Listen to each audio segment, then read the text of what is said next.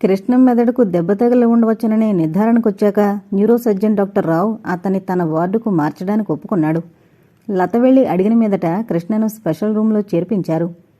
Brain స్టెమ్కు దెబ్బ తగిలినందువల్ల కృష్ణ అలా స్పృహ కోల్పోయి ఉన్నాడని చెప్పారు డాక్టర్ రావు. రాత్రింబవళ్ళు మురళి, కోటయ్య, సాంబు, రాజు ఒకరి తర్వాత ఒకరు వంతులు వేసుకుని కృష్ణ మంచం పక్కన కూర్చోసాగారు. లతకు రోజులో దాదాపు 20 గంటలు కృష్ణను కనిపెట్టుకుని ఉండాల్సి వస్తోంది. 4 రోజులైనా అతనికి స్పృహ రాలేదు.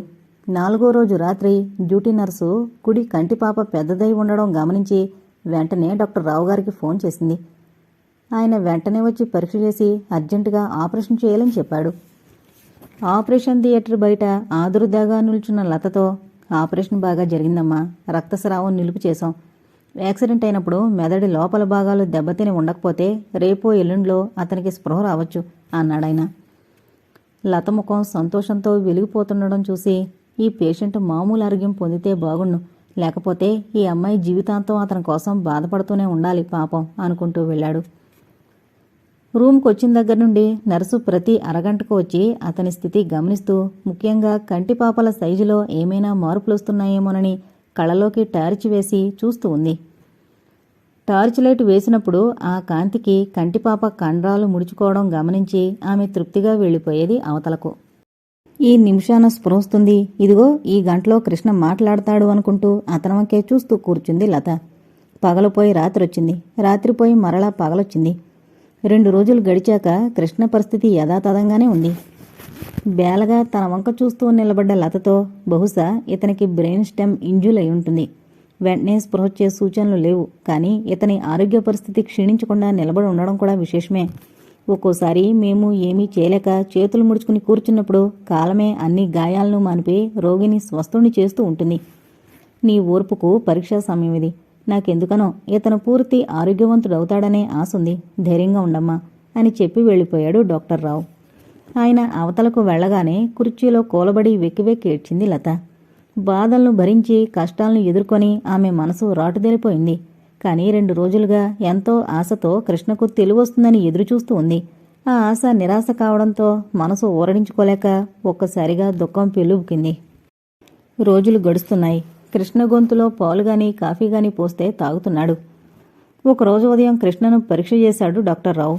అమ్మలత, ఇక మేము చేయగలిగింది ఏమీ లేదు. కృష్ణను ఇంటికి తీసుకువెళ్లొచ్చు. కొద్ది నెలల్లో అతను యథాపూర్వ ఆరోగ్యం పొందడానికి అవకాశం వస్తుందని నాకు అనిపిస్తోంది అన్నాడు. ఆ సాయంత్రమే కృష్ణను ఇంటికి తీసుకువెళ్ళింది లత. మేడ మీద కృష్ణ గదిలోనే అతన్ని పడుకోబెట్టారు. కింద తల్లి, పైన గదిలో కొడుకు. మాట పొలుపు లేకుండా అలా ఉండడం చూసేవాళ్లకెంతో జాలి కలిగిస్తోంది. సుగుణమ్మగారు దిగులు వల్ల ఏమో చిక్కిపోయింది. కృష్ణకు యాక్సిడెంట్ అవ్వకముందు ఆమెకు మాట్లాడలేకపోవడం తప్ప మరే విధమైన రుగ్మత లేదు. ఇప్పుడు ఆమె పరిస్థితి మరలా మొదటకొచ్చింది. బలవంతంగా అన్నం తినిపిస్తే తప్ప తిందు. తెల్లవారుజామునే జోరున వాన మొదలైంది. ఉన్న కొద్దీ వాన ఎక్కువ కాసాగింది. 7 గంటలకు కారు హారన్ మోత విని సాంబు వెళ్లి గేటు తీశాడు. పాత ఫోర్డు కారు, టాక్సీ కాబోలు వచ్చి మేడ ముందాగింది. అందులోంచి 25 ఏళ్ల ఆవిడ, ఒక ముసలాయన దిగారు. కారులోంచి ఒక పెద్ద ఫోటో ఫ్రేమ్ కట్టింది తీసుకొచ్చారు వాళ్ళు. వాళ్ల వంక చూసిన లతకు ఆ అమ్మాయిని ఎక్కడో చూసినట్లు అనిపించింది. మంచం మీద నిర్లిప్తంగా పడుకున్న సుగుణమ్మ వాళ్లను చూడగానే కలవరపడుతూనే లేచి కూర్చుంది. లత వంక చూసి ఏదో చెప్పాలని విపరీతంగా కష్టపడుతోందామె, కానీ మాట పెగిలి రావడం లేదు. ముసలాయన టాక్సీ డ్రైవర్తో తగు వేసుకున్నాడు. అంతకంతకు పెద్దదే తగు కొట్లాట వరకు వచ్చేసరికి, నాన్న ఎందుకు అతనితో తగు, ఇంకో 10 ఇచ్చి పంపు అంది లోపలికొచ్చినామె. ముసలాయన గొణుక్కుంటూ మరో 10 రూపాయలు డ్రైవర్కిచ్చి పంపాడు. లోపలికొస్తూ, నీకేమమ్మా చెంచిలా, భాగ్యవంతుడి భార్యవు, నీకు డబ్బంటే లెక్కేలేదు, మరి నా దగ్గర డబ్బు కుప్పలు లేవే అన్నాడు. సుగుణమ్మగారి మంచం దగ్గరికొచ్చి, ఏంటి చెల్లమ్మా బొత్తిగేలా చిక్కిపోయావు, అల్లుడికి బాగాలేదని తెలిసొచ్చాం, ఎంత కాదనుకున్నా వివాహబంధం పోదు కదూ. 8 ఏళ్ల నాడు దాని మెళ్ళలో తాళి కట్టినప్పటి నుంచి మీ అబ్బాయి మళ్ళీ చంచల ముఖం చూడలేదు. వాళ్ళకి అక్కర్లేకపోయినప్పుడు నీకు మాత్రమేమిటి, మళ్ళీ వివాహం చేస్తాను అంటే ససేమిరా వీల్లేదంది చంచల.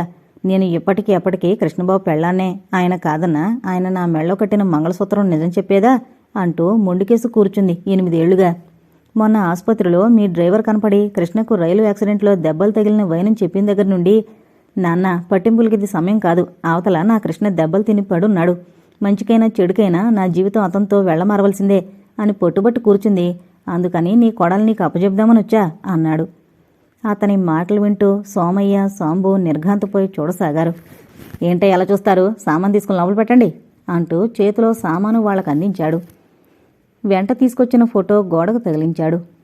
కృష్ణ చెంచల మెడలో పూలదండ వేస్తుండగా తీసిన ఫోటో అది. కృష్ణకు అప్పటికి 16-17 సంవత్సరాల కన్నా వయసుండదు. పూర్తిగా మేస్కట్టైనా రాలేదు. అప్పుడు గుర్తుకొచ్చింది లతకు. చెంచలను తను ఎక్స్రే డిపార్ట్మెంట్ ముందు చూసింది. అక్కడే ఆమె రాజునడిగి కృష్ణ తాలూకా వివరాలన్నీ తెలుసుకుంది. కృష్ణకు స్పృహ లేదని, సుగుణమ్మగారు మాట్లాడలేరని తెలుసుకున్నాక ఇలా వచ్చింది. అందుకే చెంచలను, ఆమె తండ్రిని చూడగానే సుగుణమ్మగారి ముఖంలో ఆందోళన, ఆదుర్ద కనపడ్డాయి.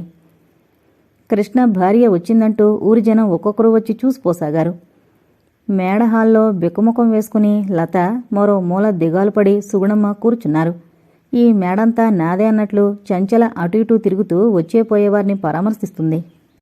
అత్త, కారులో పెట్రోల్ పోయించాలి, డబ్బులివ్వు అంది సుగుణమ్మ ముందు నిల్చుని. ఆమె కదలకుండా ఊరుకునేసరికి ఏదే తాళాలిటు పడే అంటూ ఆమె దిండు కింద చెయ్యుంచి తాళాల గుత్తి తీసుకుని బీరువా తీసి డబ్బులు తీసుకుంది చెంచల. నాన్న, తెనాలి వెళ్ళి కూరగాయలు, పండ్లు తీసుకురా, కృష్ణకు పండ్లరసం ఇవ్వాలంటే ఇంట్లో పళ్ళు లేవు అంది 2 పచ్చనోట్లు అతని చేతిలో పెడుతూ. అలాగేనమ్మా, ఇనపెట్లో డబ్బెట్టుకుని తిండికి ముఖం వాచినట్లు పడుండడం దేనికి అంటూ డబ్బు చేతిలో ఉంచుకుని కారులో వెళ్ళాడు. సోమయ్య, పెద్ద కోళ్ల ఫారం పెట్టుకుని రోజు చప్పటి కూరలు వండుతావెందుకు? సైజు చూసి మంచి అరకోళ్లను 2 వండు అంది చంచల. అతను మాట్లాడకుండా ఉండేసరికి పో, ఇంకా అలాగే నుంచునవేం అంటూ కేకలు పెట్టింది. అతను సంశయిస్తూ పొయ్యి మీద వెన్న కరుగుతోంది అన్నాడు. దాని సంగతి నేను చూసుకుంటానులే అంది గాని సోమయ్య వెళ్ళగానే టీవీ ఆన్ చేసి చూస్తూ కూర్చుంది. కోళ్లను బాగు చేసి తీసుకొచ్చిన సోమయ్య పొంగిపోయిన నేతి వంక చూసి అయ్యో నెయ్యి పొంగిపోయిందే అనుకుంటుంటే అక్కడికొచ్చి అలాగా, నేను చూడలేదు సుమా, ఎందుకు నిండా ఉంటారు మనుషులు, అవసరమైనప్పుడు పొయ్యి దగ్గరకు వెళ్లరు, రాణివాసపు పోకడా అంటూ లత వంక చూడసాగింది. లత మాట్లాడకుండా కూర్చునేసరికి ఎందుకు, తిండి దండగ మనుషులు నిండా చేరారు, గది కింద పందికొక్కులు తిన్నట్లు పడి తింటున్నారు. చెంచల మాటలకు లత తలదించుకుంది గాని సుగుణమ్మ కోపంగా తలెత్తి చూడసాగింది. తెనాలి వెళ్లిన కారు తిరిగొచ్చింది. అరే సోమయ్య, సాంబు ఎక్కడ చచ్చారా, వెళ్ళి కారులో బుట్టలు తెచ్చి లోపల పెట్టండి పులికేకలు పెట్టాడు సుందర్రావు. సాంబు, సోమయ్య వెళ్లి కారులో నుండి పళ్ల బుట్టలు, కూరగాయల బుట్టలు తీసుకునొచ్చారు. నాన్నగారికి బత్తాయి రసం తీసివు సోమయ్య అంది చెంచల. సోమయ్య గొణుక్కుంటూ బత్తాయిలు తీసుకువెళ్లి రసం తీసి 2 గ్లాసుల్లో తెచ్చాడు. ఒకటి సుందర్రావుకిచ్చి రెండోది సుగుణమ్మ దగ్గర ఉంచాడు. అయ్యో, అసలే నిమ్ము చేస్తే అత్తకు మళ్ళీ బత్తాయి రసం తెచ్చావెందుకు అంటూ ఆ గ్లాసు తీసుకుని తను తాగింది చెంచల. కోడి పలావ్, చేపల పులుసు వేసుకుని తండ్రి కూతురు సుష్టుగా భోంచేశారు. సుందర్రావు మకాం మేడ మీద పెట్టాడు. తెనాల నుండి తెచ్చిన బ్రాందీ సీసాలు ఖాళీ చేయడానికి సోడాల కోసం సాంబును పంపాడు. అతను సోడాలు దొరకలేదని తిరిగి రాగానే వేదవ పల్లెటూరు, సోడా కూడా దొరకదు, వెళ్ళు, రాజును కారులో తెనాలి వెళ్ళి డజను సోడాలు తీసుకుని ఇక్కడున్నట్లు రమ్మని చెప్పు అన్నాడు. సాంబు ఆశ్చర్యంతో నోరు తెరిచి చూస్తుంటే వాడి మీద కేకలు వేసి యజమాని చెప్పినట్లు చేయాలని తెలియదంట్రా బాడవకానా అంటుంటే వాడు పోయి అలాగే చేశాడు. సాయంత్రం వరకు తండ్రి బ్రాందీ సీసాలు ఖాళీ చేస్తూ కాలం వెళ్లబుచ్చితే కూతురు ఇంట్లో ఏ మూలన ఏముందోనని గదులన్నీ తిరిగి చూస్తూ పొద్దుపుచ్చింది. ఇనపెట్టే తాళాలు ఇక్కడ పడేసుకుంటే ఎలా, అడ్డమైన మొక్క ఇంట్లో తిరుగుతున్నారు అంటూ ఇనపెట్టే తాళాలు సుగుణమ్మ మంచం మీద నుండి తీసుకుని తన బొడ్లో దోపుకుంది. సుందర్రావు, చంచల ముందు భోంచేసి అవతలకు వెళ్ళిపోయాక సోమయ్య వచ్చి లతతో అమ్మ భోంచెదురుగాని రండి అన్నాడు. నాకు ఆకలిగా లేదు సోమయ్య, అమ్మగారు కొడ్డించు అంది. సుగుణమ్మ కూడా తలడ్డంగా తిప్పింది. కృష్ణకు ఆహారం ఇవ్వలేదని జ్ఞప్తికొచ్చి పాల గ్లాసు తీసుకుని పైకెళ్ళింది లత. కృష్ణ గటగట పాలు తాగడం చూశాక పొద్దట్నుంచి తాను అతనికి ఆహారం ఇవ్వలేదని గుర్తొచ్చి కళ్ల వెంట నీళ్లొచ్చాయి లతకి. కుర్చీలో కూర్చుని కళ్ల వెంట తిరిగే నీళ్లను తుడుచుకుంటుంటే సుడిగేలలే వచ్చి పడింది చంచల. కళ్ల వెంట నిప్పులు కురిపిస్తూ నీకెక్కడేం పని, చీటికి మాటికి కృష్ణ దగ్గరికి వస్తావెందుకు అంది. ఆహారం ఇవ్వడానికి వేళ దాటిపోతుంటే వచ్చాను అంది లత నెమ్మదిగా. ఆహారం ఇవ్వడానికి వచ్చావా, మరి ఎందుకన్నా వచ్చావా? ఆహారం ఇవ్వడానికి ఎవరూ లేరనుకున్నావా? నువ్వేమైనా కట్టుకున్న భార్యవా, కన్నతల్లివా? ఆమె మాటలకు లత వెక్కి వెక్కి ఏడుస్తూ సుగుణమ్మ దగ్గరికి వెళ్ళింది. నాన్న, అయిన వాళ్ళ కాకుల్లోనూ కాని వాళ్ళకి కంచాల్లోనూ అన్నట్లు అక్కడ గుంటూరులో అన్నా వదిన అలా దిక్కు లేకుండా పడి ఉండడం ఎందుకు? ఇక్కడ అడ్డమైన మోక ఎంటపడి తినవెందుకు? కారులో వెళ్ళి వాళ్ళని తీసుకురా అంది చంచల. సుందర్రావుతో మరుసటి రోజు ఉదయాన్నే. అలాగేనమ్మా, నీ ఇల్లు నీ ఇష్టం, కాదనడానికి నేనెవరిని అంటూ కారు తీసుకురమ్మని రాజును కేకేశాడు. కారు మేడం ముందుకు రాగానే, అమ్మాయి కూరగాయలు పట్టుకొస్తాను, డబ్బిస్తావా అన్నాడు.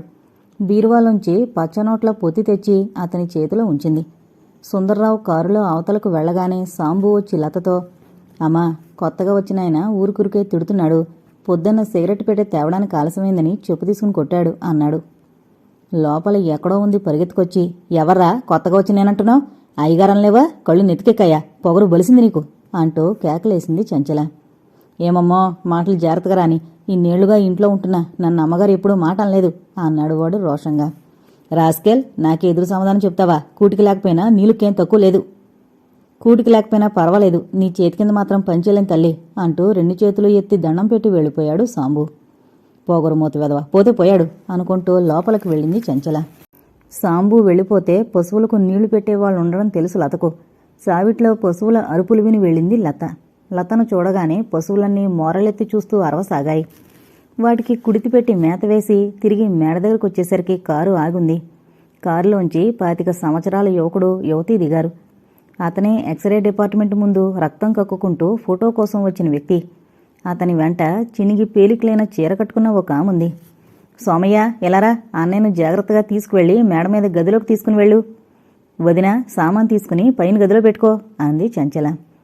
చుట్టూ నిమ్మతోట, కావలసినంత గాలి, చల్లగా ఉన్నది ఇక్కడే అన్నాడు చంచలన్న రఘురాం. అందుకే కదరా నిన్నిక్కడికి పిలిపించాను. సోమయ్య, చూస్తూ నిలబడ్డావేం అంటూ తొందర చేసి రఘురాంను మేడపైకి పంపసాగింది చంచల. లత చంచల ముందు నిల్చుని 2 చేతులు జోడించి, అంత జబ్బురోగిని అలా కృష్ణ గది పక్కన పెడితే బాగుంటుందా అంది నెమ్మదిగా. చాలే చెప్పొచ్చావు. ఎవరు కంటి జబ్బు? నాన్నని నా ఇంట్లో ఉండొద్దని చెప్పడానికి నువ్వెవరు అంటూ రాన్నయ్య అని అతన్ని మెట్ల మీదుగా పైకి తీసుకుని వెళ్ళింది. ఆ రోజు సాయంత్రమే సోమయ్య వెళ్ళిపోయాడు. నిన్న సాంబారు కాయమంటే ఇలా పులుసు కాచేవెందుకు అంటూ చంచల పులుసు గిన్నె కింద దిమ్మరించేసరికి అది కాస్త అతని మీద పడి ఒళ్ళు కాలింది. వాడు కోపంగా, అమ్మగారు పులుసు లేనిదే అన్నం తినరు అన్నాడు. ఏ అమ్మగారు? సుగుణమ్మగారు. కాటికి కాళ్ళు చోచుకున్న ముసలమ్మ కూడా రుచులు కావాలంటే ఇల్లు గొల్లైపోవలసిందే. నువ్వు నేను చెప్పినట్లు చేయి, మిగిలిన వాళ్ళ విషయాలు నీకు అనవసరం. ఈ ఇంట్లో ఉండడం నా వల్ల కాదమ్మా అంటూ వెళ్ళి పెట్టి సర్దుకుని సుగుణమ్మకు లతకు నమస్కారం పెట్టి వెళ్ళిపోయాడు సోమయ్య. వీడు పోతే వీడి తాత మరొకటి రాడు. ఉండమ్మా, నేనిప్పుడే తెనాలి వెళ్ళి మంచి వంటవాణ్ణి తీసుకొస్తాను అంటూ కారు వేసుకుని వెళ్ళాడు సుందర్రావు. సాయంత్రానికి చిన్న గొన్నెనుగు ప్రమాణంలో ఉన్న వ్యక్తిని వెంట తీసుకొచ్చాడు. భీమయ్య నాన్ వెజిటేరియన్ చక్కగా వండుతాడు, మిలిటరీ హోటల్లో పనిచేస్తున్నాడు, నీకెందుకు, అంతకన్నా ఎక్కువ జీతం ఇస్తారమ్మంటే వచ్చాడు. భీమయ్య ఇంట్లోనే మిలిటరీ హోటల్ పెట్టేశాడు. 2 పూట్ల చికెను, మటను, ఫిషు రకరకాలుగా వండిపెట్టి తినగా మిగిలింది బీరు పోకుండా పట్టిస్తున్నాడు. Ginger chicken, chilli chicken, butter chicken, prawns korma, చేప వేపుడు ఇలా రకరకాల వంటలతో మేడలో మసాలా వాసన గుప్పుమనసాగింది. భీమయ్య చేతి కింద సాయానికి అతని భార్య సంగీత, సావిట్లో పనిచూడడానికి బావమరిది సుబ్బారావు వచ్చి చేరారు. సుగుణమ్మకు ఇంట్లో జరుగుతున్న విషయాలు తెలిసే స్థితిలో లేదు. ఎప్పుడూ మంచం మీద కదలకుండా పడుంటోంది. వేళకు లత ఏమైనా తెచ్చిస్తే తీసుకుంటుంది, లేకపోతే లేదు. ఇంటి మధ్యన ఇలా రోగం వచ్చిన వాళ్ళుంటే అరిష్టం. ముసలమ్మ మంచం సావిట్లోకి పట్టండి అంది చంచల భీమయ్యతో. భీమయ్య, సుబ్బారావు ఆమె మంచం సావిట్లో వేస్తుంటే చూసిన మురళి, కోటయ్య మేడ దగ్గరకొచ్చి, అదేంటమ్మా పిన్నిని ఇలా సావిట్లో పడేస్తున్నారు అంటే, ఇప్పుడో ఇంకాసేపటికి అంటోంది, మేడలో ప్రాణం పోతే అరిష్టం చుట్టుకుంటుందన్నారు శాస్త్రులు గారు, అందుకని సావిట్లో వేయిస్తున్న మంచం. సావిడైనా మందే, మేడైనా మందే కదూ అంది. పిన్నిని అలా సావిట్లో పడేయడం ఏం బాగలేదు అన్నాడు కోటయ్య కోపంగా. అడ్డమైన వాళ్ళు నాకు సలహా చెప్పేవాళ్లే, పనిచేయడానికి వచ్చిన వాళ్ళు ఎంతవరకు ఉండాలో అంతవరకు ఉండాలి అని చంచలంటే కోటయ్య, మురళి వెళ్ళిపోయారు. ఆ రోజు నుండి కోటయ్య గాని మురళి గాని కోళ్లఫారం దగ్గరకు, దాణా మిల్లు దగ్గరకు రావడం మానేశారు. సుగుణమ్మ మంచం సావిట్లో ఒక మూల వేశాక లత కూడా ఆమె దగ్గరే ఉండిపోయింది. మేడ మీద గదిలో కృష్ణ ఎలా ఉన్నాడో అని పీకుతుంటే రోజుకొకటి 2 సార్లు వెళ్ళి చూసొచ్చేది. కానీ ఆమె మేడ దగ్గరకు వచ్చినప్పుడల్లా, ఎట్లా ఉన్నామో అని చెక్కింగ్కి వచ్చావా, నీకెక్కడేం పని, వెళ్ళు అని చంచల కసిరి కొడుతుంటే కళ్ళనీళ్లు తుడుచుకుంటూ తిరిగొచ్చేది. వదినా జాగ్రత్త, ఆదాటుగా ఉంటే చెయ్యాడించడానికి పొంచున్నారు అని చంచల అనే మాటలు తనని ఉద్దేశించి అన్నవేనని తెలుసుకుని బాధపడి లత అక్కడి నుంచి వెళ్ళిపోదామని అనుకుంది. కానీ తనను ఆదరించి ఆదుకున్న సుగుణమ్మ అలా దిక్కు లేకుండా పడుంటే వదిలి వెళ్ళలేక సావిట్లోనే ఉండిపోయింది. భీమయ్య తోడల్లుడు మరదల్ని కోళ్ల ఫారం చూడ్డానికి పెట్టుకున్నారిప్పుడు. దాణా మిల్లు మూతపడిపోయింది. మిల్లు అమ్ముతామని సుందర్రావు అన్న ఊళ్ళో ఎవరూ కొనటానికి ముందుకు రాలేదు. కోళ్ల ఫారంలో దాణా నీళ్లు సరైన సమయానికి వేయకపోవడంతో కోళ్లు విపరీతంగా చనిపోసాగాయి. చనిపోయిన కోళ్లను సుందర్రావు చౌకగా మిలిటరీ హోటల్ వాళ్ళకి అమ్మేసాగాడు. పాడి పశువుల పోషణ సరిగ్గా లేకపోయేసరికి అవి కూడా ఒక్కొక్కటి ఎండిపోసాగాయి. వెధవ పశువులు అమ్మి పారేద్దాం అంటూ ఒక్కో పశువును అమ్మకానికి పెట్టింది చంచల. ఊళ్ళో వాళ్ళెవరూ ముందుకు రాకపోయేసరికి గుంటూరు అవతల నుండి బేరగాణ్ణి పిలిచి ఆయన కాడికి తెగనమ్మి పారేసింది. పశువుల సావిడి దాదాపుగా ఖాళీ అయిపోయింది. నిమ్మతోట పోషణ సరిగ్గా చేయకపోవడంతో చెట్లు సరిగ్గా పూయలేదు. మల్లె తోటకు నీళ్లు పెట్టేవాళ్లు లేక చెట్లన్నీ ఎండిపోయాయి. ఇవన్నీ చూస్తూ గొడ్ల నీరు కుక్కుకుంటూ సావిట్లో పడుండడం మినహా మరేం చేయలేకపోయింది లత. సుగుణమ్మగారు మూసిన కన్ను తెరవకుండా పడుంటోంది. అందరి భోజనాలయ్యాక అడుగు బొడుగు మాడు చెక్కలు గిన్నెలోకి వేసి ఇంత పచ్చడి వేసి తెచ్చి సావిట్లో పడేస్తున్నాడు భీమయ్య. కృష్ణ ఎలాగున్నాడో ఏమో, అతనికి వేళకు భోజనం పెడుతున్నారో లేదో ఒకసారి వెళ్ళి చూసొస్తే అనిపించింది లతకు. సావిట్లో దోమలు, ఈగలు, ఎండ, వాన, చలి. సుగుణమ్మగారు కట్టుకోవడానికి సరైన చీరలు లేవు, కప్పుకోవడానికి దుప్పట్లు లేవు. ఏదైతే అదైందని మేడ దగ్గరకు వెళ్ళింది లత. చంచల వదిన రాధ హాల్లో కూర్చునుంటే ఆమె దగ్గరకు వెళ్ళిందామె. ఏంటి, ఎందుకొచ్చావు అన్నట్లు చూసింది రాధ. సుగుణమ్మగారికి కట్టడానికి సరైన చీర లేదు, 2 చీరలు పట్టుకుపోదామని వచ్చాను. వదిన ఏమంటుందో. వదిన ఏమంటుందమ్మా, ఆమె పాత చీరలే కదూ నేను అడుగుతోంది అంటూ బల్ల మీద ఒక పక్కన సుగుణమ్మగారి చీరలు 2 ఉంటే తీసుకుని సావిట్లోకి వెళ్లబోయింది లత. లోపల నుంచి మహంకాళ్ళ విరుచూపడుతూ వచ్చింది చంచల. ఏయ్ నిన్నే ఆగు అంటూ పొలికేక పెట్టింది. వెనక్కి తిరిగిన లతతో ఏంటా చేతులవి అంది. సుగుణమ్మగారి చీరలు. నా పర్మిషన్ లేకుండా నా ఇంట్లోంచి చీరలు తీసుకువెళతావా? పెట్టక్కడ. సుగుణమ్మగారి కట్టడానికి సరైన చీరలు లేవమ్మా, అందుకని తీసుకువెళ్తున్నాను.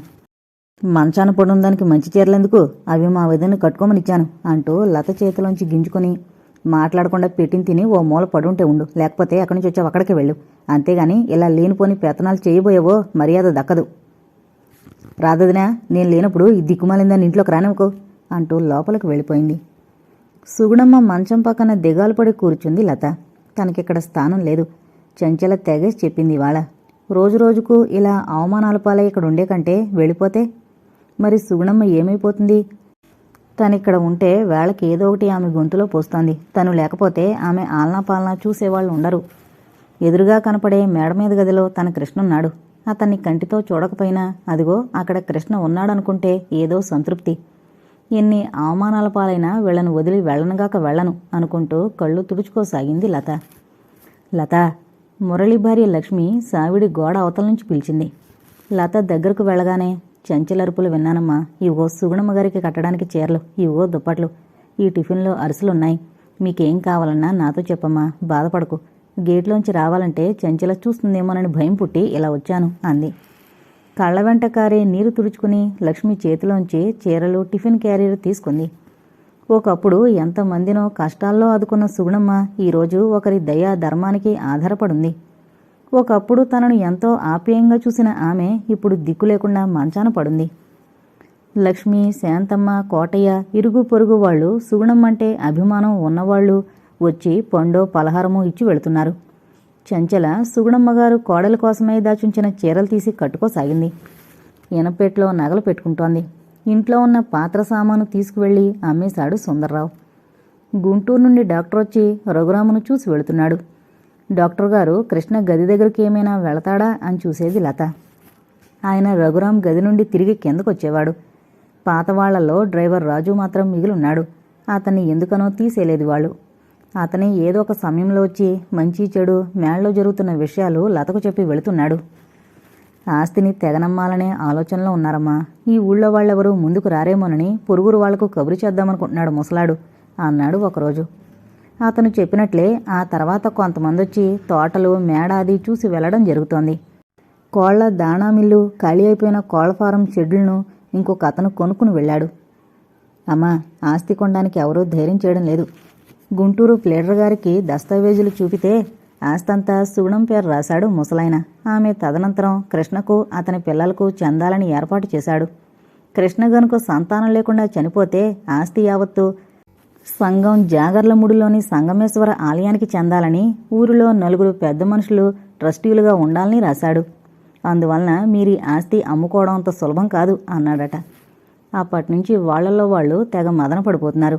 స్థిరాస్తి అమ్మడానికి వీల్లేదు కనుక తలుపులు, దర్వాజాలు, కిటికీలతో సహా అమ్మేద్దామని అంటున్నాడు ముసలాడు.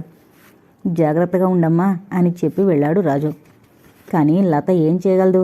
జరుగుతున్న విషయాల్ని చూస్తూ కూర్చోవడమే కానీ కాదని శాసించగల శక్తి లేదు కదా.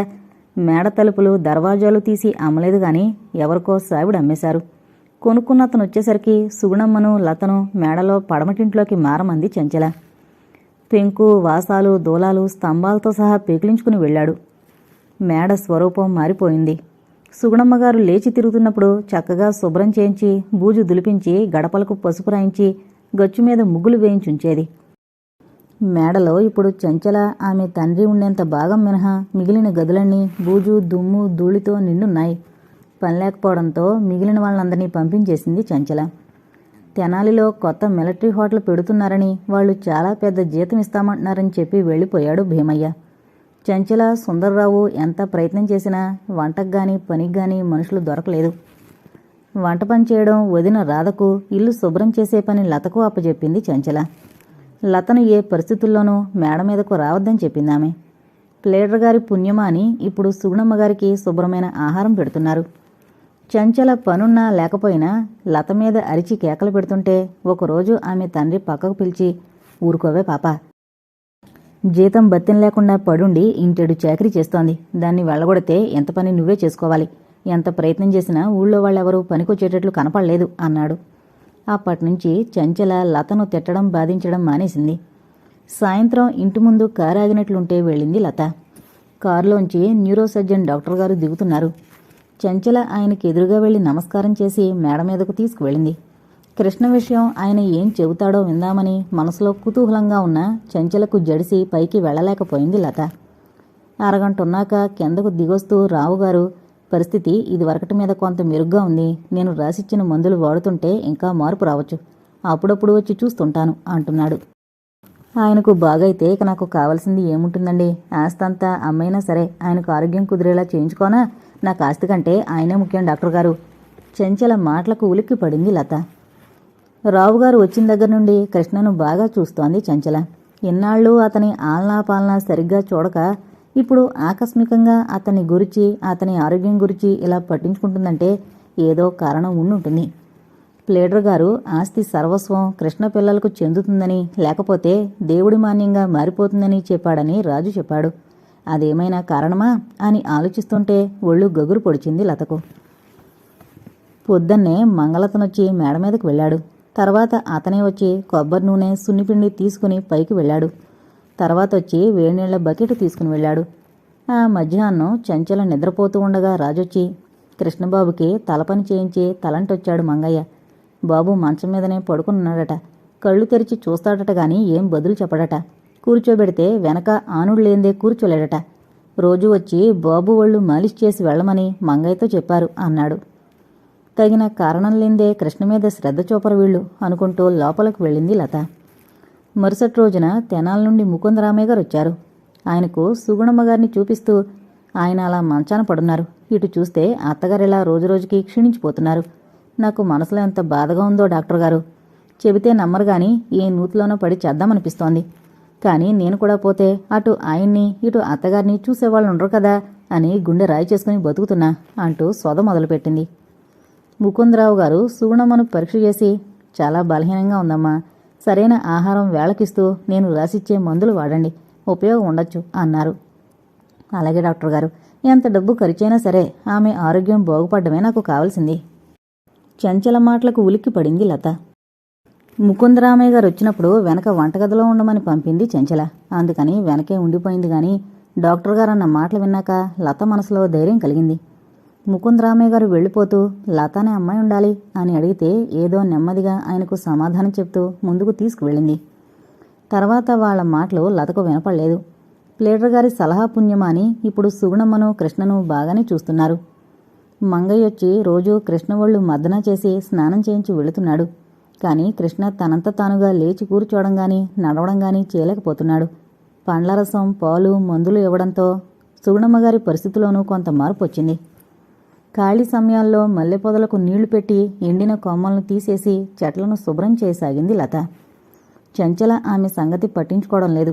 కారులో తెనాలి వెళ్లి శారీ హౌస్లో నచ్చిన కొత్త చీరలు కొనుక్కోవడం, లేదా సినిమా చూసి బజార్లో షాపులన్నీ మరోసారి గస్తీ తిరిగి పొద్దుపోయాక తిరిగి రావడం రొటీన్ అయిపోయింది. సుందర్రావు మాత్రం సిగరెట్లు పెట్టెలకు పెట్టెలు తగలేస్తూ మందు సీసాలు ఖాళీ చేస్తూ కాలం గడుపుతున్నాడు. లతకెందుకో మెలకు వచ్చింది. అర్ధరాత్రి కావచ్చింది. ఎక్కడా శబ్దం లేదు. కానీ మేళ్లోనే ఎక్కడి నుండో మాటలు వినబడుతున్నాయి. ఎన్నాళ్ళు ఇలా ఉండాలి నాన్న? ఇల్లు వాకిలి పీకి అమ్మడానికి వీలేనివి అమ్మేశాం. తోటల మీద పొలాల మీద సరైన ఆదాయం రావడం లేదు. కృష్ణ బిడ్డలకు తప్ప ఆస్తి అమ్మే హక్కు లేదట. ఎన్నాళ్ళిలా రోగిష్టి మనుషులకు కాపలా కాస్తూ కూర్చుందాం? ఓపిక పట్టు చంచల. ఇప్పుడు మనకొచ్చిన నష్టం మాత్రం ఏముంది? హాయిగా కాలు మీద కాలు వేసుకుని కూర్చుని తినడానికి తగిన ఆదాయం ఉంది. కృష్ణ ఆరోగ్యం బాగుపడితే పరిస్థితి మనకు అనుకూలంగా మారచ్చు. కానీ కృష్ణ ఆరోగ్యం బాగుపడితే నా ముఖం చూస్తాడా? 8 ఏళ్ల నాడు వరంగల్లో ఏం చేశాడు? రాత్రి నిద్రలో వచ్చి దరిచేరి ప్రేమగా ఉండేవాడు. తెల్లవారి నిద్రలేచాక నేనెవరో తెలియనట్లు ఎడముఖం పెడముఖంగా ఉండేవాడు. చంచల, అతనికి నిద్రలో నడిచే అలవాటుంది. నిద్రలో నడిచే అలవాటున్నవాళ్లు మామూలు స్థితిలో ఉన్నప్పుడు, అంటే మెలకుగా ఉన్నప్పుడు చేయలేని పనులు నిద్రలో నడిచేటప్పుడు చేస్తారు.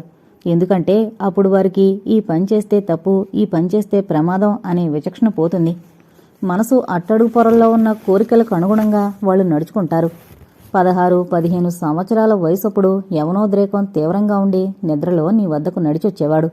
మెలకుగా ఉన్నప్పుడు తప్పు అనుకునే పనులు ఆ స్థితిలో చేశాడతను. ప్రేమతో నువ్వు అతని మెడలో పూలదండ వేయగానే అతను పక్కనున్న పూలదండ తీసుకుని నీ మెడలో వేశాడు. ఆ సమయంలో ఫోటో తీసి వాళ్లకు పంపాం. కానీ ఏం లాభం? ఎంత ఆస్తి దక్కుతుందని మనం అంతా ప్లాన్ వేసుకుని పథకం పనితే ఆస్తంతా సుగుణమ్మ పేరుతో ఉన్నట్లు తెలిసింది. కృష్ణకు మైనార్టీ తీరలేదు గనుక పెళ్లి చెలదని లాయర్ జవాబిచ్చాడు. వరంగల్లో కృష్ణను వదిలేసి వెళ్ళిపోయామా? మరలా ఇన్నాళ్లకు సుగుణమ్మ, కృష్ణ మంచాన పడ్డంతో మనకు అవకాశం దొరికింది. ఒకసారి చేతికి చిక్కిన అవకాశం జారిపోయింది. రెండోసారి మళ్లీ అలా చేయడం తెలివి తక్కువ అవుతుంది. ఏమోనన్నా, ఈ రోగిష్టి మనిషితో జీవితమంతా గడపాలంటే ఏంటోగా ఉంది. ఎలాగమ్మ మరి? ఎన్నాళ్ళు డబ్బుకి అంత ఇబ్బంది పడిపోయామో తెలుసు కదూ. ఈ ఊరు వచ్చిన దగ్గర నుండి తిన్నంతా తిని దోబరా చేసినంతా చేస్తున్నాం. కాదు అనుకుని వెళితే మళ్ళా మన స్థితి మొదటికే వస్తుంది. ఏ బాధైనా ఊర్చుకోవచ్చు గాని పేదరికం అనుభవించడం కష్టమే చంచలా. అయితే నన్నేం చేయమంటావు? కృష్ణ ఆరోగ్య పరిస్థితి త్వరలో మెరుగవుతుందని డాక్టర్ రావు అన్నాడు. అతని దగ్గర ఎక్కువసేపు ఉంటూ పరిచర్యలు చేస్తూ ప్రేమగా ఉంటే అతనికి నీ మీద అభిమానం కలుగుతుంది. మన ప్రయత్నం ఫలించి నీ కడుపున కాయ కాస్తే ఇక మనం ఎవరినీ లెక్క చేయవలసిన పనుండదు. ఎంత ఆస్తి మన గుప్పిట్లోకి వస్తుంది. ఏమో నాన్న, కృష్ణ ఎప్పుడు మంచాన పడి ఉంటాడు. అతన్ని ప్రేమగా చూడాలంటే నాకు మనసులో అదోలా అవుతుంది. శవంలో ఉన్న మనిషికి ఎలా పరిచర్యలు చేసేది? చంచల, ఓర్పులేందే జీవితంలో ఏదీ సాధించలేమమ్మా. ఈ 4 రోజులు ఓపిక పడితే జీవితాంతం సుఖంగా కాలు మీద కాలేసుకుని కాలం గడపచ్చు. లతకు తర్వాత వాళ్ల మాటలు వినపడలేదు. ఆ మాటలు వింటూనే లత ఒళ్ళు కట్టిలా నీలుక్కుపోయింది. ఒళ్లంతా దిగచమట్లు పట్టింది. చంచల, సుందర్రావు ఇలాంటి మనుషులా ఎంత నీచంగా ఆలోచిస్తున్నారు? వీళ్ల కబంధ హస్తాల నుండి కృష్ణను, సుగుణమ్మగారిని తప్పించాలి. కానీ ఒంటరిగా తనేం చేయగలదు? కృష్ణకు స్పృహస్తే బాగుంటుంది. వీళ్ల మాయోపాయాలను అతనికి వివరించి చెబితే అతను వీళ్లను ఇంట్లో నుండి తరిమేయచ్చు. కృష్ణకు బాగైతే చాలు అనుకుంటూ మంచం మీద అటు ఇటు పొరలసాగింది లత. తెల్లవారింది. లేచి ఇల్లు వాకిలి శుభ్రం చేసి మల్లె చెట్ల మధ్యకు వెళ్ళింది లత. రఘురాంకు జబ్బు ఎక్కువైంది. ఆ రోజు మధ్యాహ్నం విపరీతంగా రక్తం కక్కుకున్నాడతను. రాధ పెద్దగా ఏడుస్తుంటే సుందర్రావు, చంచల కంగారు పడిపోసాగారు. గుంటూరు నుండి డాక్టర్ గారిని పిలిపించి చూపించారు. ఆయన జబ్బు బాగా ముదిరిపోయింది గనుక అతన్ని ఏదైనా శానిటోరియంలో చేర్పిస్తే బాగుంటుందని చెప్పాడు. రఘురాంని మదనపల్లె శానిటోరియంలో చేర్పించాలని నిర్ణయించుకున్నారు చంచల, సుందర్రావు. నేను వస్తా అంటూ కళ్ళు ఒత్తుకోసాగింది రాధ. నువ్వొస్తే ఇక్కడ ఇల్లు ఎవరు కనిపెట్టుకుని ఉంటారు? అయినా నీకు డాక్టర్లతో మాట్లాడడం చేత కాదు. ఏ విషయమైనా సమర్థించుకు రావాలంటే చంచలొస్తేనే నయం అన్నాడు సుందర్రావు. తనను తీసుకువెళ్ళడని అర్థం కాగానే ఎలుగెత్తి ఏడవసాగింది రాధ. దరిద్రపు ముఖం, ఎప్పుడూ ఏడుపులే. శుభం పలకవే అంకమ్మ అంటే ఏదో అన్నట్లు చేస్తుంది అంటూ చేదరించుకుంటూ వెళ్ళింది చంచల. రఘురామును కావలించుకుని పెద్ద పెట్టుని ఏడ్చింది రాధ. అతను కళ్ళనీళ్లు పెట్టుకుంటూ, నాన్న చంచల చెప్పినట్లు విను, మనకు వాళ్ళకన్నా కావలసిన వాళ్ళు ఎవరున్నారు అన్నాడు. కారెక్కబోతూ చంచల రాధను పక్కకు పిలిచి, మేడ జాగ్రత్తగా చూస్తుండు, ఏ పరిస్థితుల్లోనూ లతను మేడ మీదకు వెళ్ళనీకు. అన్నయ్యను శానిటోరియంలో చేర్పించి నేను తిరిగొచ్చాక నిన్ను మదనపల్లెకు పంపుతాను, ఊరికే దిగులు పెట్టుకుని ఉండకు అని అనునయంగా మాట్లాడింది. చంచల, సుందర్రావు, రఘురాం వెళ్ళిన తర్వాత వరండాలోనే కూర్చుని పెద్దగా ఏడవసాగింది రాధ. ఇన్ని సంవత్సరాలుగా వాళ్ల మధ్యనున్న వాళ్ల బుద్ధులామెకు రాలేదు. ఆమె పుట్టింటివారు కటిక దరిద్రులు. కట్నం కోరకుండా ఆమెను చేసుకుంటామనగానే సంతోషంగా రఘురాంకిచ్చి వివాహం చేశారు ఆమె తల్లి తండ్రి. కుటుంబ పోషణ కోసం గానుగెద్దులా చాకరీ చేసి టీవీ తెచ్చుకున్నాడు రఘురాం. సరిగ్గా మందులు వేసుకోవడానికి తినటానికి డబ్బు లేక జబ్బు మొదలుపెట్టుకున్నాడు. ప్రైవేటు ఆసుపత్రిలో తట్టుకోలేమని గుంటూరు గవర్నమెంట్ ఆసుపత్రిలో చేర్పించారు అతన్ని చంచల, సుందర్రావు.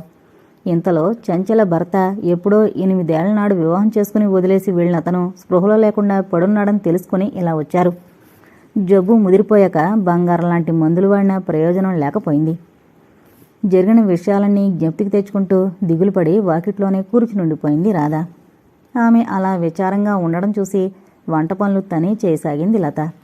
వంటయ్యాక ఆమెకు సుగుణమ్మగారికి భోజనం పెట్టింది. భోంచేసి ముసుగు పెట్టి ఒక మూలన పడుకుంది రాధ. చంచల వెళుతూ వెళుతూ చెప్పిన మాటలు ఆమె దుఃఖంలో పట్టించుకున్నట్లు లేదు. అన్నం కూరలో పట్టుకుని మేడ మీదకు బయలుదేరింది లత. కృష్ణ మంచం మీద వెలకిల్లా పడుకున్నాడు. పత్తికాయలంత కళ్ళతో లతవంక పరీక్షగా చూడసాగాడు. అతని చూపుల్లో ఏ భావమూ లేదు. నిరామయంగా తన వంక చూస్తున్న తన కృష్ణను చూడగానే కళ్ళ వెంట నీళ్లు తిరిగాయి లతకి. తనంతాను సంభాళించుకుని నెమ్మదిగా కృష్ణను లేవదీసి కూర్చోబెట్టి వెనకకు పడిపోకుండా దిళ్ళు ఆసరాగా పెట్టింది. నెమ్మదిగా ఒక్కో ముద్ద కలిపి అతని నోట్లో పెడుతుంటే తినసాగాడు. అన్నం తినిపించి కిందకొచ్చింది లత. పనులన్నీ ముగించుకుని మరలా మేడ మీదకు వెళ్ళి కృష్ణ మంచం పక్కన కూర్చుని తనివి తీరా అతని చూస్తూ ఉండిపోయింది. నిద్రతో కళ్ళు కూరుకుపోతుంటే మంచం మీద తలాంచి నిద్రపోయింది లత. ఏంటి మనసింత హాయిగా ఉంది? పూలపల్లికేకి విహరిస్తున్నట్లు, పన్నీటి జల్లులు చిలకరిస్తున్నట్లు పులకింతలు. తనను ఎవరూ అంత పదిలంగా పొదివి పట్టుకుని ఎత్తుకుని వెళుతున్నారు? కల కాదు కదా. నేల మీద దింపుతుంటే మెలకు వచ్చింది. పైన పుచ్చపువ్వుల పున్నమి వెన్నెల, కింద పాల సముద్రంలా విరగబూసిన మల్లెతోట. ఎదురుగా కృష్ణ. అతని కళ్ళు తననే గుచ్చిగుచ్చి చూస్తున్నాయి. అతని చూపులు ప్రేమ వాహినులై తనను ముంచెత్తుతున్నాయి. చాచిన అతని కోగిలిలో చేరి హత్తుకుపోవడం మినహా తను ఏం చేయగలదు? ఇన్నాళ్లు తపించి కలలుగాని ఆక్రోశిస్తున్న శరీరం అతని స్పర్శతో పులకించిపోతోంది. ఎంతో కాలంగా ఎదురుచూస్తున్న మధురమైన అనుభవం నేడు తందయింది. కృష్ణ చేతుల్లో మైనం ముద్దలా మారిపోయింది లత. అందమైన ప్రకృతిలో కోరుకున్న అందగాడితో అందమైన అనుభవం. లత ఒళ్ళు పులకింతలతో నిండిపోయింది. కృష్ణ తనవాడు, పూర్తిగా తనవాడు. మగత వదిలి కళ్ళు తెరిచింది లత. మల్లెతోటలో బెంచి మీద ఉంది తను. దూరంగా వెళ్ళిపోతున్నాడు కృష్ణ. మేడమెట్లకి వెళ్ళిపోతున్నాడు. తన ఒళ్ళేంటి ఇలా ఉంది? అస్తవ్యస్తంగా పడున్న చీరను తీసుకుని కట్టుకుంది. తాను కల అనుకుంది కల కాదు, వాస్తవం. తన కృష్ణతో తాను స్వర్గసుఖాలు అనుభవించింది. కానీ అతడెందుకలా అర్ధాంతరంగా వెళ్ళిపోయాడు? నెమ్మదిగా మేడమెట్లెక్కి కృష్ణ గదిలోకి వెళ్ళింది లత. కృష్ణ కనుగుడ్లు గిరగిరా తిరుగుతున్నాయి. కనురెప్పలు టపటప కొట్టుకోసాగాయి. 2-3 నిమిషాల్లో కనులు మూసుకుని గాఢ నిద్రలో మునిగిపోయాడు కృష్ణ. కృష్ణ నిద్రలో తనను అలా మల్లెతోటలోకి ఎత్తుకుని వెళ్ళలేదు కదా. సుందర్రావు అతని స్లీప్ వాకింగ్ గురించి చెప్పిన మాటలు గుర్తుకొచ్చాయి లతకు. నిద్రలో అయినా తెలివిలో అయినా కృష్ణ తనవాడు అన్న ఆలోచనే తనకు చాలు. కృష్ణ మంచం పక్కన పడుకుని నిద్రపోయింది లత. ఈ మధ్యకాలంలో అంత హాయిగా ఆమె నిద్రపోయి ఎరుగదు. తెల్లవారకముందే లేచి కిందకు వెళ్ళింది. పనులు చేసుకుంటుంటే రాధ నిద్రలేచొచ్చింది. ఏడ్చి ఏడ్చి ఆమె ముఖం ఉబ్బిపోయింది. మీరు కూర్చోండి, వంట పని చేస్తాను అని లత అంటే, ఊరికనే కూర్చున్నా ఏం తోస్తుందమ్మా, ఏదైనా పనిచేస్తుంటే దుఃఖం మరిచిపోతానేమో అంటూ తను పనిచేసాగింది. కొంచెం పొద్దెక్కాక వచ్చిన మంగయ్య కిందకు దిగొస్తూ, బాబు లేచి కూర్చున్నాడు, నాకేంటో మార్పు వచ్చినట్లు కనబడుతోంది, ముఖంలో వెనకటి కంటే కళొచ్చింది అని చెప్పాడు. కాఫీ గ్లాస్ తీసుకుని సంతోషంతో మేడ మీదకు వెళ్లబోతూ రాధవంక సంశయంగా చూసింది లత. వెళ్ళమ్మా, ఏ జన్మలో ఏ జంటను విడదీశానో ఈ జన్మలో అనుభవిస్తున్నాను. వదిన నిన్ను పైకి వెళ్ళనివద్దని అన్నది గాని ఆమె చెప్పినట్లు చేయడానికి నా మనసు అంగీకరించడం లేదు అంది రాధ. క్షణంసేపు రాధవంక కృతజ్ఞతాపూర్వకంగా చూసి మేడ మీదకు వెళ్ళింది లత. కృష్ణ లేచి మంచం మీద కూర్చునున్నాడు. నిస్తేజంగా నిరామయంగా ఉండే అతని ముఖంలో మామూలు తేజస్సు వచ్చింది. గదిలోకొస్తున్న లతవంక తదేకంగా చూస్తున్న అతని చూపుల్లో స్వల్పంగా అనురాగ భావం లతను గుర్తించినట్లు కనపడింది. కాఫీ గ్లాసు చేతిలో పెడితే పుచ్చుకున్నాడు, కానీ ఏం చేయాలో తోచనట్లు అలాగే గ్లాసు వంక చూస్తూ ఉండిపోయాడు. తన చేతితో అతని చేతిని పుచ్చుకుని గ్లాసు నోటిదాకా తీసుకుని వెళ్ళింది. నెమ్మదిగా గుటక వేస్తూ కాఫీ తాగాడు కృష్ణ. లతకి ఎందుకనో కృష్ణ అలా కాఫీ తాగుతుంటే ఇక కృష్ణ త్వరగానే మామూలు మనిషి అవుతాడు అనిపించింది. కృష్ణ మామూలు ఆరోగ్యం పొందితే చంచల, సుందర్రావు ఇక్కడి నుండి వెళ్ళిపోతారు. ఖాళీ గ్లాస్ తీసుకుని కిందకు వెళ్ళింది లత. ఏమ్మా, సంతోషంగా కనబడుతున్నావు. కృష్ణబాబులో ఏమైనా మార్పు కనబడుతోందా అని రాధ అడుగుతుంటే లత సిగ్గుతో తలదించుకుంది. రాధ స్వతహాగా అమాయకురాలు, కుళ్ళుబుద్ధి కలది కాదు. అందువలన ఆమెకు కృష్ణ ఆరోగ్యం మెరుగైందన్న విషయం సంతోషాన్నే కలిగించింది. ఇన్నాళ్ళు చెంచలకు జడిసి మాట్లాడకుండా ఊరుకుంది, గాని తన మామ, వదిన కలిసి అలా సుగుణమ్మను, లతను సావిట్లో పడేసి బాధలు పెట్టడం ఆమెకిష్టం ఉండేది కాదు. లతకు కృష్ణకు వివాహం నిశ్చయించారన్న విషయం, వాళ్ళిద్దరూ ఒకరినొకరు ఇష్టపడి ప్రేమించుకున్నారన్న విషయం ఆమె వింది. కొంతకాలం క్రితం తన మామ కృష్ణకి, చెంచలకి ఏదో బూటకపు పెళ్లి చేసి ఆస్తంతా సుగుణమ్మ పేరుతో ఉందని తెలిసాక అందని ద్రాక్షపళ్ళు పులుపు అన్నట్లు కృష్ణ ఊసు ఎత్తకుండా వదిలేశాడని తెలుసు. అందువల్ల జాగర్లముడి వచ్చిన దగ్గర నుండి ఆమె సానుభూతి లత మీద, సుగుణమ్మ గారి మీద ఉండేది. కానీ ఏమీ చెప్పడానికి చేయడానికి ఆసక్తురాలు గనుక పెదవి మెదపకుండా మనసులోని ఆలోచనలను మనసులోనే ఉంచుకునేది. తన భర్తకు వైద్యం చేయించే తాహతు కాదు కదా, ఆఖరకు తిండి పెట్టే తాహతు కూడా తన వాళ్లకు లేదు. అందువల్ల వదిన, మామ ఎలాంటి వాళ్లైనా వాళ్లను కాదని ప్రయోజనం లేదని ఊరకుండిపోయింది. సుగుణమ్మగారి చీరలు తీసి కట్టుకోమని చెంచలిచ్చినప్పుడు రాధ మనసులో బాధ కలిగేది. లత గూర్చిన ఆలోచనలు మాని తన భర్త విషయమై ఆలోచించసాగింది. ఆయనకు ఎన్నాళ్ళ నుండుందో ఈ జబ్బు. బహుశా తమ పెళ్లికి ముందు నుండి జబ్బుండుంటుంది. పెళ్ళై కాపురానికి వచ్చిన దగ్గర నుండి వదినకు, మామకు భయపడుతూ అణిగిమణిగి పడుండడమే గాని సుఖపడి ఎరుగదు. విపరీతమైన దగ్గు తెరచి బొళ్ళును రక్తం వాంతి చేసుకునేవాడు రఘురాం. ఆయనకి ఎలా ఉందో ఆ జబ్బు నయమవుతుందా? చీకటి పడుతుండగానే సుగుణమ్మగారికి అన్నం పెట్టి వంటింట్లో పనులు పూర్తి చేసుకుని కృష్ణకు భోజనం తీసుకుని మేడ మీదకు వెళ్ళింది లత. ఒక్కో ముద్ద అన్నం తినిపించి పళ్ళెం కడిగి శుభ్రం చేసి ఓ పక్కన పెట్టింది. తను అన్నం తినలేదని ఆమెకు గుర్తు రాలేదు. మంచం పక్కన సోఫా ఉంటే దానిమీద పడుకుని కృష్ణను చూడసాగింది లత. భోంచేసి పడుకున్నాడు కదలకుండా కృష్ణ. అతని కళ్ళు నిశ్చలంగా పైకప్పు వంక చూస్తున్నాయి. అప్పుడప్పుడు అతని కళ్ళు లత వంక చూస్తున్నాయి. లతను నకసిక పర్యంతం చూస్తున్నప్పుడు అతని చూపుల్లో ఏదో వింత వెలుగు. కృష్ణలో ఏదో స్వల్పమైన అలజడి బయలుదేరింది. మంచం మీద అటు ఇటు కదులుతున్నాడు. కృష్ణ మంచం మీద లేచి కూర్చున్నాడు. అతను కనులు తెరుచుకుని చూస్తున్నాడు. ఎదురుగా సోఫా మీద పడుకున్న లత వైపు అతని చూపులు కేంద్రీకృతమై ఉండిపోయాయి. నెమ్మదిగా లేచి నిల్చున్నాడు. సోఫా వద్దకు నడిచొచ్చాడు. వంగి 2 చేతులతోనూ లతనెత్తుకుని నడవసాగాడు. క్రితం రాత్రిలా కాకుండా ఈ రాత్రి మధురానుభవం పూర్తిగా జాగ్రత్తావస్థలో ఉండి అనుభవించింది లత. కృష్ణ గాఢ నిద్రలో మునిగిపోయాక కూడా ఆమెకు నిద్ర రాక సోఫా మీద కూర్చుని అతని వంకే చూస్తూ ఉండిపోయింది. లతకు పగలు రాత్రి కూడా నిద్ర ఉండడం లేదు. ఇంటి పనులతో పగలు, ఆనంద పారవస్యంలో రాత్రులు గడపడంతో నిద్రపోవడానికి తీరిక దొరకడం లేదామెకు. ఆ రోజు తెల్లవారుతూనే కారు మదనపల్లి నుండి తిరిగి వచ్చింది. రఘురాంకు జబ్బు ఎక్కువైపోయి అక్కడ డాక్టర్లు కూడా లాభం లేదనడంతో జాగర్లముడి తీసుకొచ్చారు. కారులో నుండి దింపి కింద పెట్టగానే రాధ వంక చూస్తూ ప్రాణాలు వదిలాడతను. రాధ మూర్తి భవించిన శోకదేవతలా మారిపోయింది. చంచల, కృష్ణ ఆరోగ్యం బాగా మెరుగవుతోంది. ఇంటి పని, వంట పని చూసుకోవడానికే రాధ, లత ఉన్నారు. నువ్వు వీలున్నప్పుడు కృష్ణగదిలో కాలం గడుపుతుండు. త్వరలోనే అతడు అన్ని విధాలా పరిపూర్ణ ఆరోగ్యవంతుడవుతాడని డాక్టర్ గారు చెప్పారు. సుందర్రావు కూతురుతో చెబుతున్న మాటలు వింటుంటే లతకు ముచ్చెమట్లు పోశాయి. కృష్ణ చంచల ఆకర్షణకు లోనవుతాడా? మేడ మీదకు వెళ్లేటప్పుడు చంచల విపరీతంగా సింగరించుకుని మరీ వెళుతోంది. వెళ్లేటప్పుడు ఎంత సంతోషంతో వెళుతోందో కిందకు దిగొచ్చేటప్పుడు అంత విసురుగా, కోపంగా తిరిగి రావడం కనపడినప్పుడు లత మనసుకు ఊరట కలుగుతోంది. ఆ రోజు వెన్నెల రాత్రి నిద్రరాక తోటలో బెంచి మీద కూర్చున్నది లత. కృష్ణ లేచి నిలబడ్డాడు.